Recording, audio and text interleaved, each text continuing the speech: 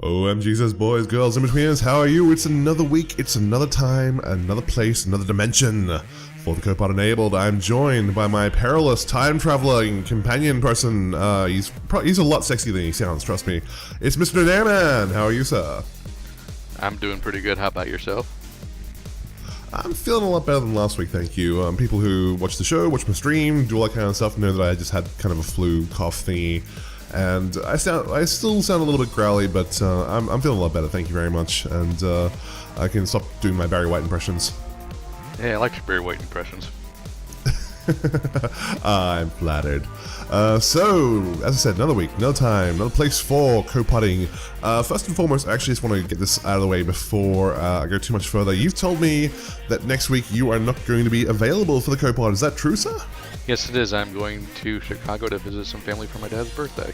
Alright, so guys, I'm going to try and do something with another friend of mine. I'm going to try and line up another person to do the podcast with, but if I can't, or if he's unavailable, or just uninterested, because Melimber is kind of a dick sometimes, may not be a podcast next week, but I will certainly try to do something for you guys. That said, let's jump into the news of the week, and first and foremost, we're going to be talking about Konami, who, aside from sucking pretty heavily in terms of everything that is Metal Gear creator related, we also have some news about mobile stuff. Why don't you want to tell us and take us through that, Nairman? Basically, Konami came out and said that mobile games are the way of the future. We're going to be focusing almost entirely on that from now on. How stupid they are. Did they really say, I mean, obviously not in those exact words, but did they really say that they're just going to be shifting their primary focus to mobile games? Yep. Well, I am shocked and bitterly disappointed by that news. So expect to be seeing pay-to-win Metal Gear in the future. Wow, so what do you think brought this on? I mean, obviously, they've been having all the troubles with Kojima, who is either leaving the company or is being forced out. We still don't know. I can only assume that would play a fairly major part in what's going down now. Yeah, probably. I'm hearing that it's mostly just a financial issue of it's a lot cheaper to make mobile games, and supposedly there's more reward, but at the same time you're kind of alienating your entire fan base for all of your franchises with this, so it's probably a dumb move on their part unless they really want to try and make things super casual on the mobile devices. Well, the problem that I understand from mobile devices is not the fact that the production is so expensive as it is for consoles, obviously. It's the fact that, as we've discussed on previous podcasts, that mobile games are basically a dumping ground for shovelware nowadays. They are the Wii of the next generation. And so, even if you're a major publisher, bringing out games on mobile does not instantly guarantee that you're going to have any kind of success with them, because they're just going to get buried under the hundreds of games that are being released every single week, and even if it is successful, you can expect it to be ripped off within, a couple of weeks or a month or whatever, and for clones to start coming out. So, while there are obviously games that are very successful on there, like Clash of Clans and whatnot, a vast majority of games just get fucking buried, and I've heard stories about people who or companies rather, have to release a game once a month just to keep their head above water in terms of sales. Yeah, and I think that's what Konami's kind of focusing on, that, we have all these people working on games, we can churn out games at that kind of rate if it's cheap and basic for mobile devices. Yeah, so I guess the question is, do you think this is going to be a move that lasts? Do you think this is going to be a move which is going to, that they are going to just be moving into mobile games from now on? Or do you think that this may be a situation where they're just dipping the toe in the water, and if it doesn't work out, they may pull back? No, they sounded pretty sincere about making this their main focus, so we'll kind of have to see going forward, but I see this as shooting themselves in the foot a whole lot more than it is actually helping them at this point. Yeah, well, they have mentioned, they did mention right after the cancellation of PT that they were committed to making more Silent Hill titles and whatnot in the future. They've also obviously said that regardless of what's happening with Kojima at the moment, they are also committed to making more Metal Gear titles in the future, things like that. So do you think that that is actually true? Do you think that they will be still making those games on consoles, or do you think that was just like, fuck everything, we'll just put everything on mobile now? Metal Gear Mobile, Silent Hill Mobile, Metal Gear vs. Silent Hill Mobile. Have you seen the Silent Hill mock-up of all the download and pay transactions for the next Silent Hill game on mobiles? No, I haven't. I'm sure you can toss me a link which I can put into the video when I'm editing it. Yeah, I can definitely look it up, but it's basically thousands of dollars per each thing. Is like one Pyramid Head in the game, $1,000. Pyramid head outfits, $500. But yeah, I'm not looking forward to any of the mobile stuff. I'm not a mobile gamer. I think it's kind of a crapshoot at this point, so we'll have to see what Konami does, but I'm not looking forward to it. I'll look forward to Metal Gear Solid 5, The Phantom Pain, and that'll probably be it for me from Konami, at least until a good long while when they may eventually backpedal from the mobile stance. Yeah, definitely. Myself, I mean, I have to take a train for about an hour and a half each day. Yeah, well, actually more than that, each way to go to work and back each day. So I abuse the living crap out of Hearthstone on my phone, but that's kind of about it. I don't really go do anything else. So the idea of getting and that's because I just find Hearthstone is a game that lends itself to working on a touchscreen very well, whereas games like Metal Gear or Silent Hill or whatever just don't. It doesn't work. People have tried. It just doesn't fucking work. So yeah, I can't really see myself going, ooh, Metal Gear mobile, Silent Hill mobile, whatever. I just can't do it. Neither can I, especially since I actually have a handheld device called the 3DS, which I like to play games on, not Konami. What is this 3DS that you speak of? Why? It's only sold incredibly well and makes a lot of money on games it makes. it's the only thing that's probably Nintendo up these days. The Wii U's not doing horrible, but it's not doing great either. No, well, I mean, they've already obviously announced the successor to the Wii U, and that's 2 years into the console cycle of the device. So yeah, it can't be doing that well if they're already looking to the future. True. Alright, that said, we will move on to new and delicious topics, and one of those delicious topics is something which actually interested me, was that there has been the release of the new Supergirl TV show trailer this week. It wasn't even a trailer, it was like an extended look. It went for about 7 minutes, which I'll obviously be putting into the video version of this podcast. Now, obviously you are the bigger DC superfan out of the two of us, but I have read quite my fair share of the Supergirl comics just because, while the Man of Steel himself doesn't really interest me that much, I do like Kara Zor-El. I think that she has a little bit more of an interesting story, I think, than her cousin does, just because she has those teen issues, out the edge. She has those feels and whatnot to deal with. She has a lot of trouble fitting in with Earth, and especially her New 52 counterpart, or version rather, has been a lot more fucking angry. Actually, she's a very angry character who's angry at a lot of things, which I find very interesting. So I saw the trailer myself. Now, before I get into my thoughts, what were your thoughts and impressions of that trailer? First thought, the music was so awful. It's so cheesy. Apparently, I haven't seen it yet. I was trying to Google it yesterday, but I didn't quite get around to it. It's very similar to a sketch on SNL about a Black Widow TV show, apparently. Yeah, that was why I was getting a lot of flack. The first half is basically nothing but pop comedy and, oh look, it's the Devil Wears Prada, but with Supergirl for a little while. And it's just like, the first half I did not like. The later half where it was more action and more about being Supergirl was more what I enjoyed. I hope that the whole office shenanigans aren't a main focus, because that didn't look interesting in the slightest. Now, there have obviously been a lot of people saying that this is not a show which is actually aimed at men like ourselves. This is actually a much more female-oriented show. They're trying to, this is DC's attempt to try and bring more female people into the fold, obviously because comics are a very male-oriented area and dominated. So that's what they're kind of trying to go for here, and I can appreciate that. There's nothing wrong with that. I think it'd be great that if we had a larger demographic of girls and women reading comics. But is this the right way to go about it? Hard to say, because we haven't really seen anything besides that extended trailer. If it's going to have a lot of those, again, office hijinks and, oh, she doesn't like her boss because her boss is a bitch and that kind of stuff, it's like, no, I don't think so. I think it needs to be about more comic booky things, but for women, if they want to do that, rather than try and rom-com it up in a sense. Yeah, well, getting Calista Flockhart, Miss Ally McBeal to play our boss probably wasn't the best casting choice if they want anyone to take the show seriously, I would think. Yeah, and having the kind of double love interest between Jimmy Olsen and that other guy is I'm a bit worried about the show, but I do have hope for all the actiony stuff, so I'll probably give it a watch, at least when it initially comes out, especially if they do well and hopefully cross over into the Arrowverse a little bit, because I've heard reports that it's going to somewhat take place in the Arrowverse, but we'll have to see.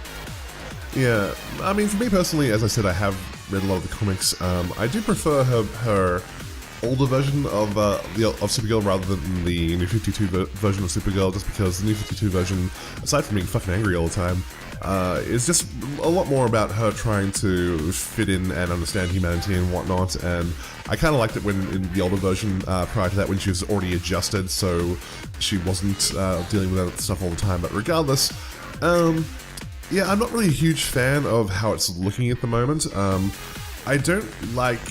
In general, what turns me off from the DC universe and in the Arrowverse is like the whole villain of the week formula that every show. I've seen a few episodes of The Flash, I've seen a few episodes of Arrow, and every episode is just about a different villain. And they have the story structure is basically that they set up a interesting subplot, like a overall like larger story. In Flash, they obviously very early they were setting up Professor Zoom and whatnot, and they just spend the entire series kind of hinting at that and just building it up in little places here and there, and that's the story that you really want to see. And then they fill in the rest of the time with the villain of the week and love triangles and other crap that just really doesn't interest me. And it looks to me like they're just doing that again with this show, whereas and I hate to make the Marvel DC comparison obviously, but my friends talking into watching Daredevil since we finally have Netflix in Australia, and that was a show that did not follow that formula at all. That was a show that was not episodic. It had a very contiguous overall story arc that just followed, and it dealt with the story in a much more whole fashion, I think. What are your thoughts on that kind of thing? I certainly like Daredevil. I think the difference is that one's on broadcast TV and Daredevil's kind of on Netflix, where you're kind of expected to binge watch the entire thing. Daredevil's more like a long movie than it is a TV show, so the villain of the week formula is more so that you can tune in on reruns and not be completely lost. That's kind of my understanding of it. Yeah, and look, I mean, if that's the kind of thing that works for you, that's fine. I mean, obviously, I've seen your Twitter, you obviously enjoy watching Flash and Arrow and things like that, so, what you like is what you like. I'm not trying to say anyone shouldn't watch that kind of thing. It just doesn't work for me, and as you said, it is very true. It is very much just like a long movie which is just broken up into parts, and I suppose it's kind of like a much more anime formula when you look at it, because they tend to follow a similar practice when they do their scripting, which, if you don't count fillers, obviously. Which I guess I'm just much more of a fan of, that I'm much more used to. In terms of Supergirl herself, I don't think the actress that they cast for Supergirl, it really looks that much like her, I think. I mean, obviously she's an attractive woman, which is fine, but Supergirl is like the very much the Aryan prototype. The Aryan example, the pillar of the blonde hair, the blue eyes, the all-American look. It's kind of a bad idea to use Aryan and all-American look in the same sentence, I guess, but you get the idea of what I'm saying, and this is a girl who just doesn't really sort of fit that archetype, I think. I can definitely see it. There have been a few comments I've read where they're not a big fan of the casting choice, but I haven't seen really anything else that she's in, so I'm willing to give her the benefit of the doubt until I actually start watching the series. You mean you don't watch Glee? No. Neither do I, sadly. Yeah, I mean, I'm not saying that she's a bad actress. I think she's probably a fine actress. I mean, there's nothing, didn't watch the trailer and just go, oh my god, she's terrible. I just think that the role could have been cast better, I think. What are your thoughts on the outfit? Because there's obviously been a fair bit of division about that as well. It kind of looks like that one point in the DC animated universe where Kara changed her outfit to look more like Superman's for like the last episode she was in. Yeah, I've heard some comments, especially Angry Joe pointed this out, that it kind of looks like she's cosplaying. That's the best description, I think, that suits it. Well, to be fair, she kind of is, based on the trailer. Yeah, true, but I mean, I obviously can't expect them to have, like, movie-level production quality kind of stuff, but you look at, like, Man of Steel and what they did with the costume there, and it looks like a costume. It looks like, it has this really cool, shiny fabric and whatnot to it, and like, it's just, I don't know how much of it is CG enhanced or whatever. As I said, we can't expect them to have, movie-level productions, but, it just fits Henry Cavill like super well, pun intended, and it just looks like a fucking costume. Whereas like you look at her outfit and it just it looks cheap to me, I guess is what I'm trying to say. That's probably the difference between really big budget movies and TV these days. Yeah, very true. Anyway, enough bashing on the Girl of Steel. Let's talk about. There's been another series announced for the Arrowverse kind of thing, and it's starting to look a whole lot like the JSA, although it's not called that. Is that what's your impressions of that been so far? Inner fanboy is happy. Yay. Why is your inner fanboy happy? Because it's basically kind of a Justice League-ish type show, but with the Arrowverse. So we have, Green Arrow, we have the Flash, we have new characters like Hawkgirl and semi-new character The Atom, and we're having Captain Cold and Heatwave in it. We're also having the Time Masters and Vandal Savage is the villain. So it's just kind of we're not sure if it's going to be a full series or if it's just kind of be a mini-series kind of event in between seasons for each of the two shows. So we'll kind of have to wait and see, but it's just one of those, hey, it's all the characters together and they're going to be kicking ass and it's going to be awesome and so forth. Very cool. So, yeah, well, I don't know much about TV, the actual production, but I imagine that if they're trying to do, pull double shifts on two shows like Arrow and Flash, that may be very difficult. So I'd probably guess that it may be a mini-series kind of event just to at least see what the response is like before they made that kind of investment of time and money in trying to film two shows concurrently with the same actors. Yeah, that's kind of the worry, is that ultimately the writers and the production staff and all the actors are going to be spread a bit too thin between Arrow, Flash, Legends of Tomorrow, and potentially Supergirl, but we'll have to see. But I have faith. DC's always been good at TV, more so than movies at this point, so we'll just kind of have to wait and see. But, the trailer looked awesome, so I'm looking forward to actually seeing when it comes out next year. Okay, cool. Fair enough. Well, let's move on from talking about TV. Let's talk about the new Castlevania knockoff, which has appeared on Kickstarter, it's nothing new. We've obviously seen games from the creator of Mega Man has been on there in the past. He's been making Mighty Number 5, which is his obviously Mega Man that's not Mega Man, and now we have a Castlevania that is not Castlevania, which has appeared and has made all the money in less than 2 days, from what I understand. So you're pretty excited about that. Yeah, it's called Bloodstained Ritual of the Night. It's made by Koji Igarashi, who made Symphony of the Night and most, if not all, of the Metroidvania Castlevanias. So I'm definitely excited. What is a man? He does that in the Kickstarter movie. Oh, really? That's awesome. I haven't seen it. Yeah, he kind of gets angry at one point with his wine glass and then just throws it on the ground. It's hilarious. So this game has made it made over $1 million in a day. It's made up to $2 million now, as I understand it. So what has people so excited? I think it's really cool that in this day and age of studios that are terrified to make anything that's not going to be a AAA title, which is going to make as much money as every Call of Duty put together, because it's the only way they're going to make a return on their profits and things like that. There have been so many genres which have just been cast aside, and so many different types of play games, whatever. Types of games that have they've just been relegated to the dumping ground of history, and now we're starting to see this resurgence of all the styles of games that are making huge amounts of money, and it's kind of like, I guess my hope, my prayer is that it opens studios' eyes to that there's still this audience out there that's hungry for these types of games. Look at Resident Evil HD.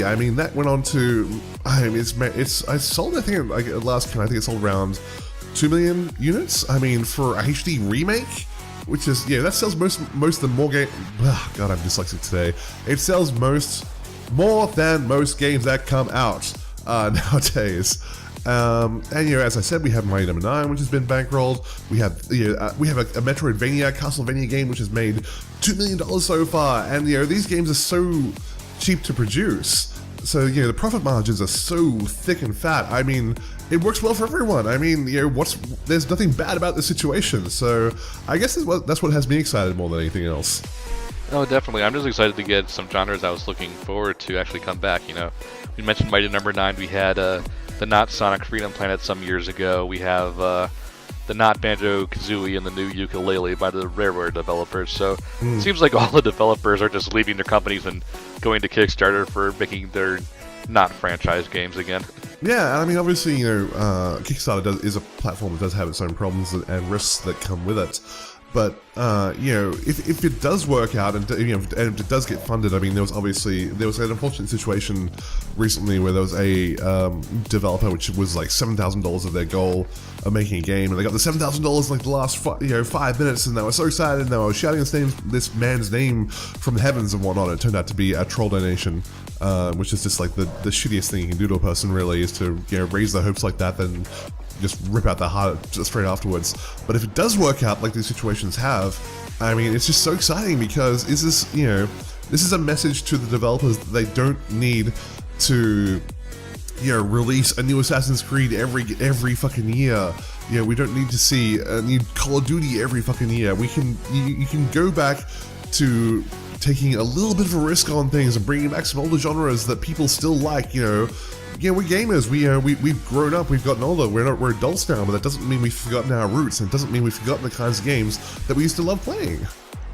No, definitely. We're just seeing a lot of smaller type games get a lot of attention these days. I mean, look at No Man's Sky, which got a big E3 reveal last year, even though it was a game no one had heard of kind of before then.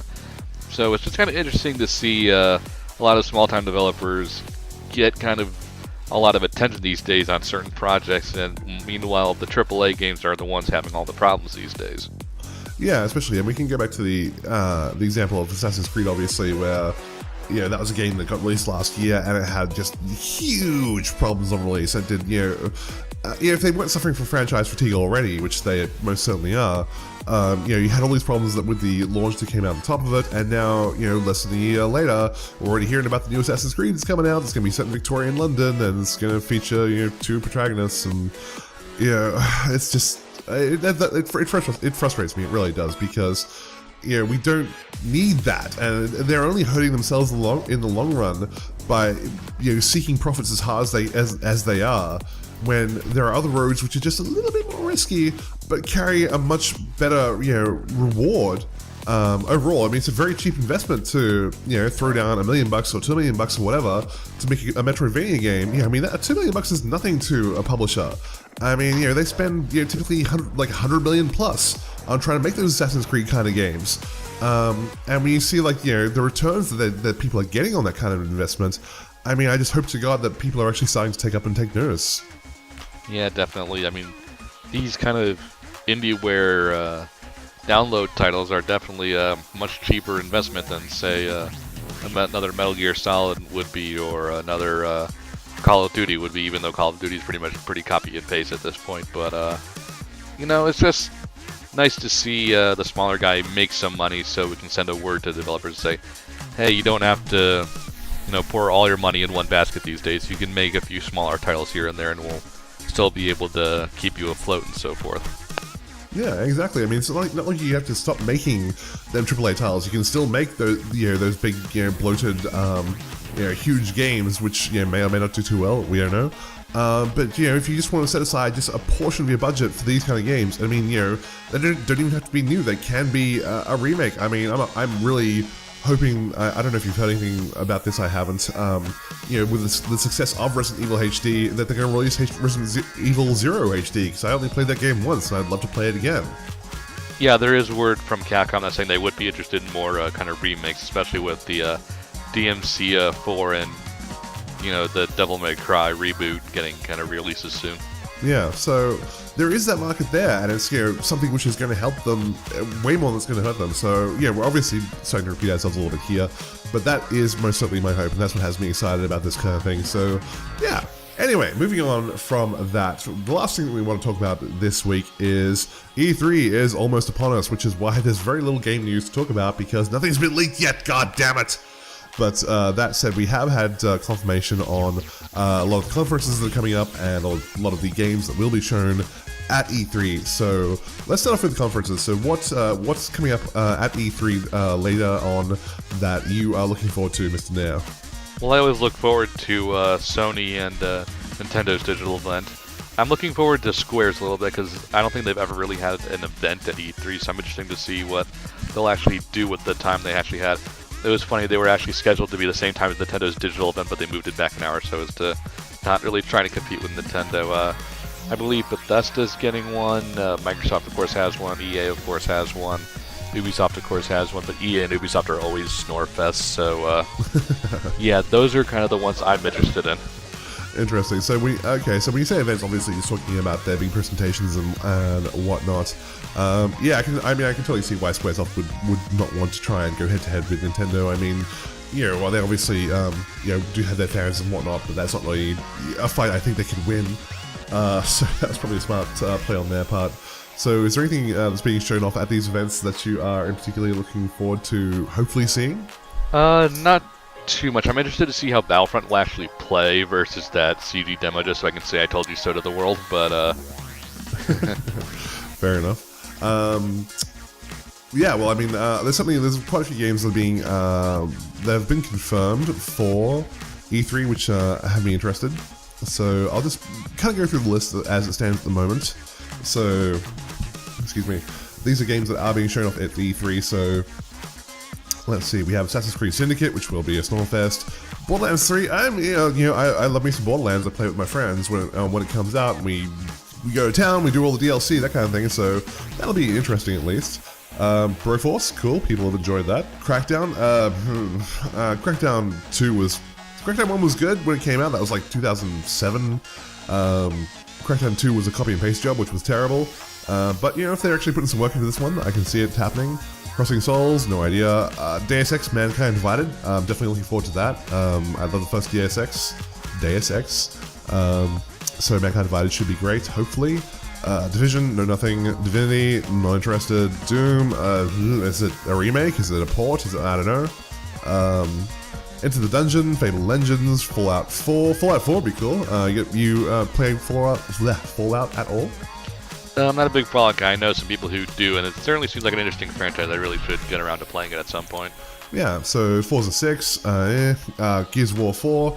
I kind of fell off the Gears of War hype train around Gears of War 2. Gears of War 3 was just pretty much a Snorefest for me. Halo 5 Guardians. Yay, bangy, shooty. Yeah, pretty much. I mean, it's not, it's not a spoiler now to talk about a game that's been out for a few years, so, there's this whole contrived story about, Marcus's dad and whatnot and things like that, and it's like, and for the last fucking time, Dom, no one cares about your fucking wife, okay? We don't play Gears of War for the feels.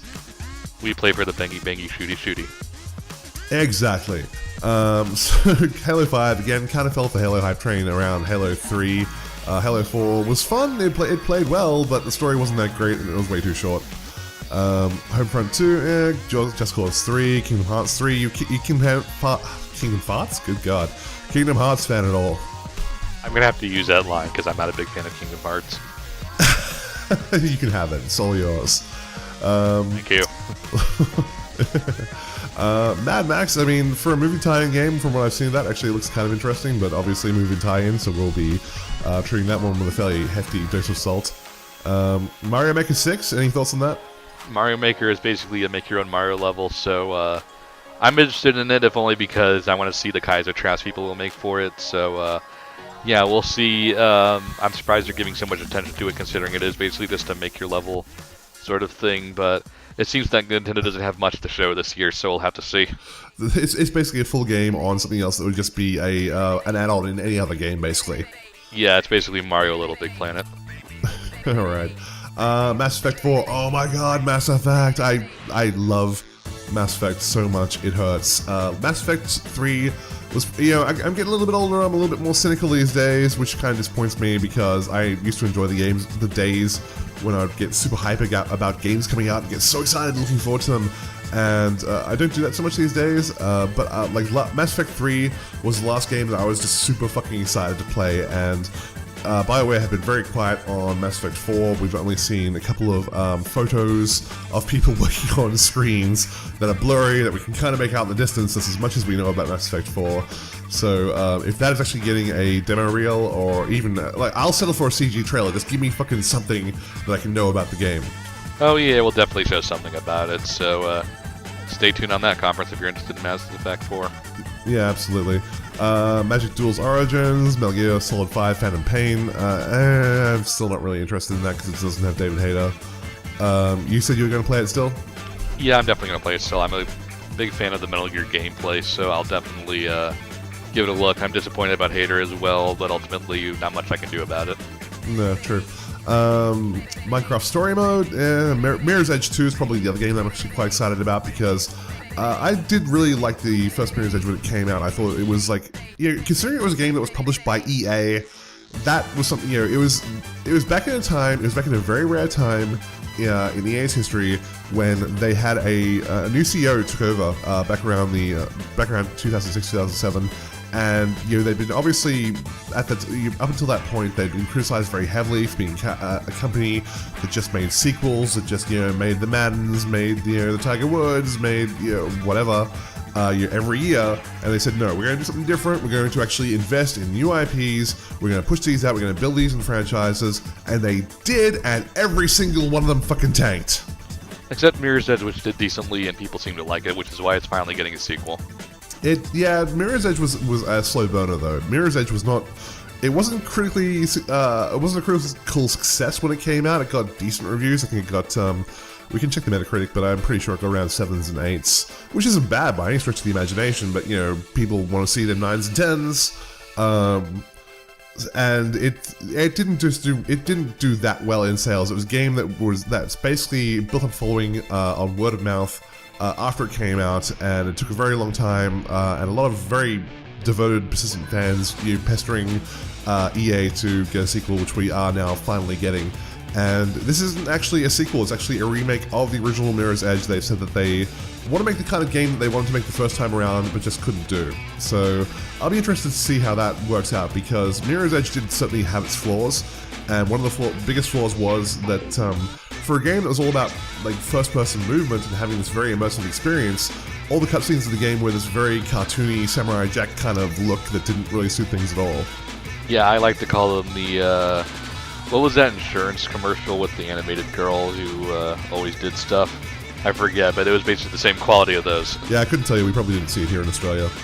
So that's Mirror's Edge 2, so I'm still very much looking forward to that. I'm very glad to hear that they're still moving forward with it, because it was announced a couple of years ago, and we didn't see a damn thing about it at last year's E3, so very glad to see that it is making an appearance. Moving on from that, we got Naruto Shippuden, Ultimate Ninja Storm, and don't give a crap. Those games look fantastic, but if you've seen the anime or read the manga, then you know exactly what's going to happen, so why bother?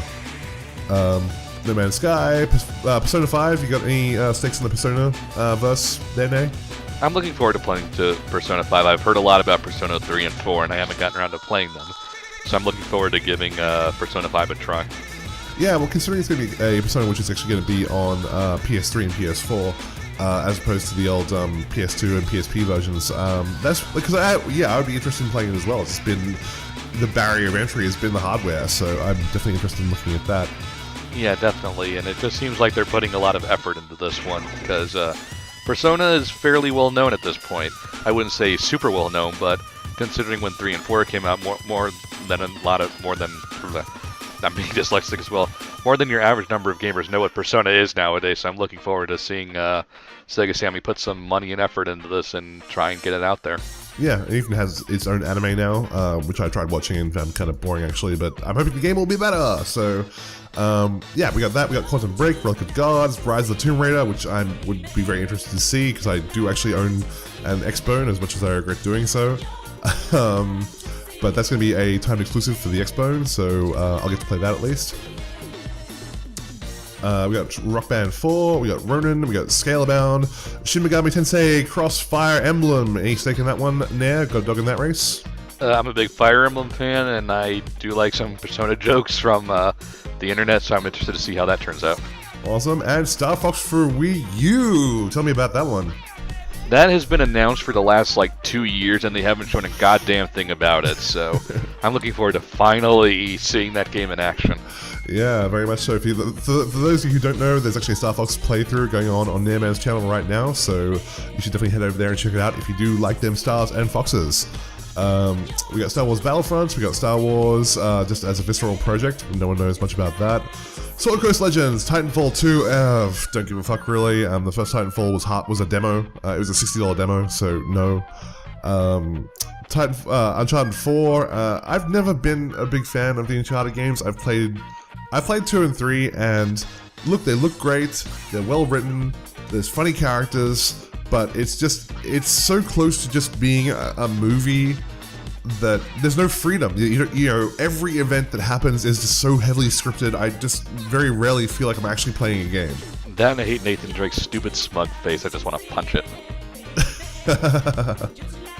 Yeah, he has that too. He's got that kind of that swagger going on. We got Until Dawn, WWE 2K16, Xenoblade Chronicles X. I would love to play this game when it finally comes out in English. You're getting that too, obviously, now?